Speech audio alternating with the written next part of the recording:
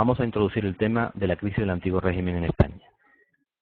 Un periodo en el que el antiguo régimen va a ir desapareciendo y va a ir siendo sustituido por el nuevo régimen o sistema liberal. En España ese periodo abarca fundamentalmente o aproximadamente desde 1808 a 1833. El declive del antiguo régimen en España se inicia con el reinado de Carlos IV, debido fundamentalmente a dos motivos. Motivos internos derivados de crisis económicas y problemas políticos y motivos o factores externos derivados de la influencia de la Revolución Francesa y de las guerras napoleónicas.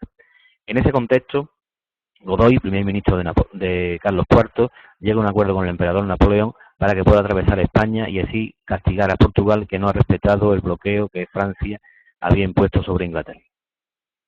En ese contexto tan delicado se produce el motín de Aranjuez, un motín popular y a la vez cortesano, un motín del pueblo descontento por la situación económica y por problemas de abastecimiento, y un motín cortesano fomentado por el príncipe Fernando, descontento también por la falta de poder en la corte derivada de la influencia de Godoy ante los reyes. Ese doble motín, o ese motín doble, tiene como consecuencia la abdicación de Carlos IV y la sensación de vacío de poder, que es aprovechada por Napoleón para quedarse en el país, no solo para atravesarlo, sino para dominarlo, con lo que empieza la Guerra de la Independencia.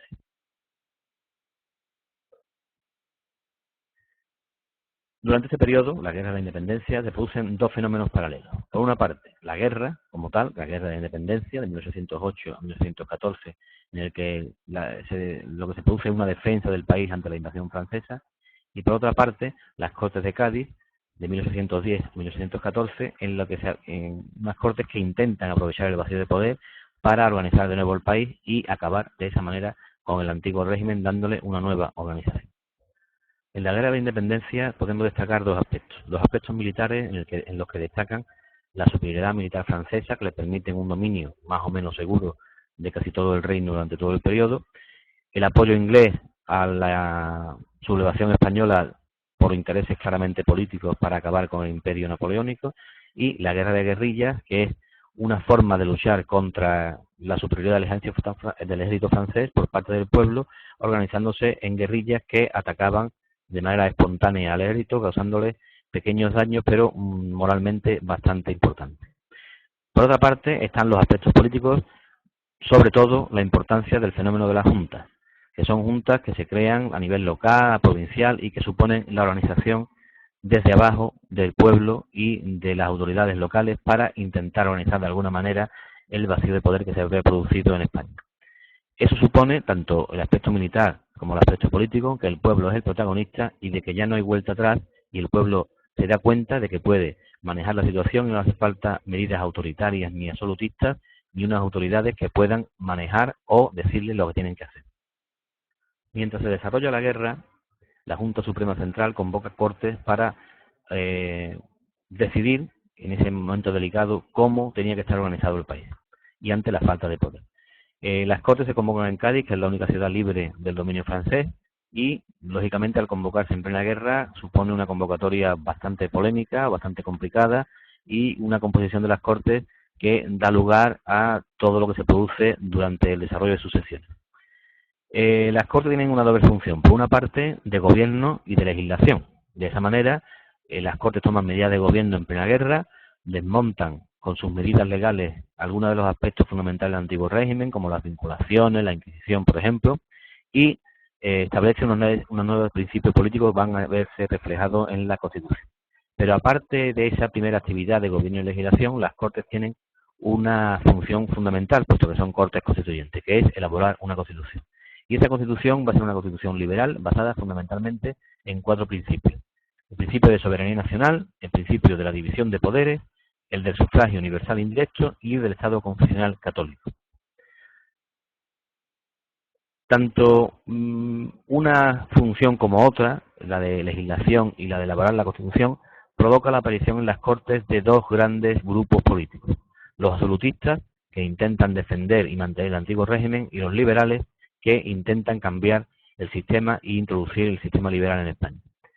Por otra parte, las Cortes también aparecen a partir de ese momento como un símbolo de la revolución contra el antiguo régimen en España. Terminada la guerra civil, Fernando VII vuelve al trono. Y vuelve al trono imponiendo de nuevo el antiguo régimen, a pesar de que todavía estaba vigente la Constitución de Cádiz. El reinado de Fernando VII es un reinado complejo, puesto que si tenemos en cuenta que se compone de 3 etapas, el primer periodo autoritario, absolutista, el trienio liberal y por otra parte la década ominosa, década absolutista final, pues parece que hay muchos cambios políticos y que es un reinado bastante complejo.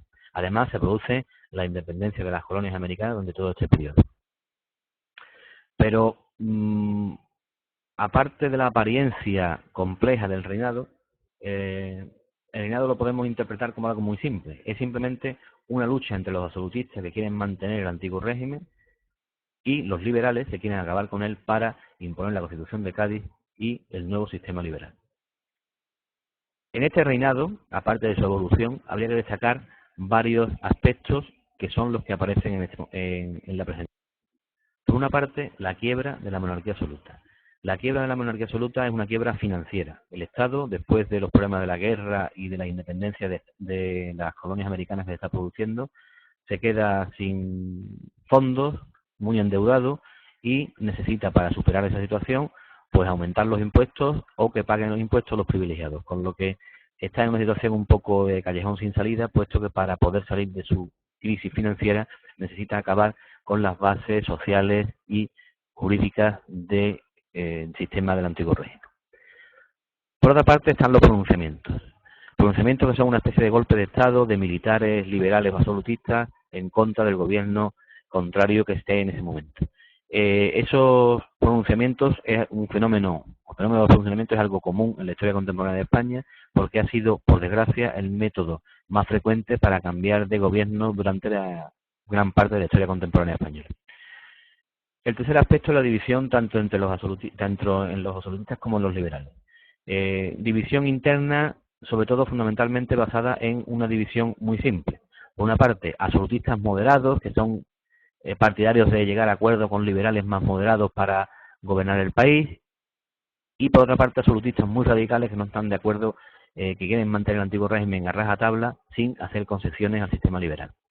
Y por otra parte están los liberales moderados que aceptan un sistema liberal menos evolucionado, que aceptan pocos cambios y para intentar mantener la gobernabilidad del país.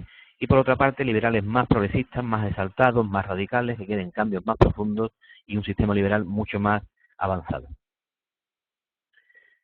Además destaca la intervención extranjera que se produce al final del trienio liberal en 1823, con la intervención de un ejército francés que incorpora a Fernando VII como monarca absoluto después del paréntesis del trienio liberal. Y finalmente la cuestión sucesoria.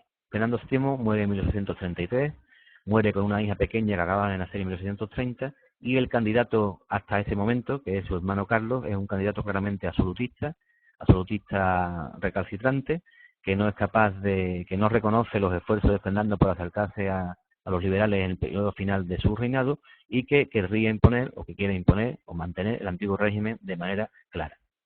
Frente a este candidato, la joven reina o la joven princesa no tiene más remedio que buscar el apoyo de los liberales para poder conseguir suficiente apoyo para mantener el reinado frente a su tío Carlos, con lo que se produce lo que se conoce como la guerra carlista, que ya veremos en el siguiente tema.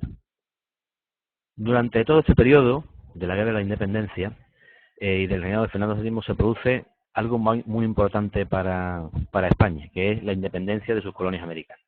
¿Cuáles son sus causas? Bueno, pues fundamentalmente el descontento criollo, el descontento de la población blanca nacida en Hispanoamérica y que tiene una gran influencia política y económica. Descontento porque no se les deja llegar a las máximas jerarquías políticas que son ocupadas por peninsulares, y económicos porque debido al monopolio español sus beneficios son mucho menores de los que podrían tener si comerciaran libremente. El apoyo inglés también es uno de los motivos fundamentales de la independencia norteamericana, puesto que la independencia de las colonias americanas supondrían un gran beneficio para el comercio británico. Y en tercer lugar, la crisis de la metrópoli, es decir, la situación del país, la situación de España, con guerra de independencia, problemas políticos, problemas económicos, problemas sucesorios, con la crisis financiera, todo eso provoca que las colonias se sientan más libres y puedan tener más margen de maniobra para intentar la independencia. Como vemos, la independencia de las colonias tiene mucho que ver con la evolución de la metrópoli. Por eso las fases que se establecen están muy relacionadas con las fases o los periodos que podemos encontrar en España. Hay una primera fase que coincide con la Guerra de la Independencia, donde las colonias adquieren mucha más autonomía y prácticamente se independizian políticamente. Hay una breve pausa cuando se incorpora Fernando VII y que intenta recuperar la hegemonía y el poder en las colonias, y un periodo ya de emancipación definitiva o de liberación definitiva en el que las colonias deciden ya dar el paso último e independizarse de la metrópoli, donde destacan pues caudillos emancipadores como San Martín o como Bolívar. ¿Qué consecuencias tiene la pérdida de las colonias? Pues fundamentalmente desmonta la base comercial de la economía española, puesto que se pierden pues los principales mercados que tenían los productos españoles. Por otra parte, se produce una repatriación de capitales que no compensa para nada la primera consecuencia, que es bastante grave, y en tercer lugar, pues que solo nos quedamos en Hispanoamérica con las colonias de Cuba y Puerto Rico.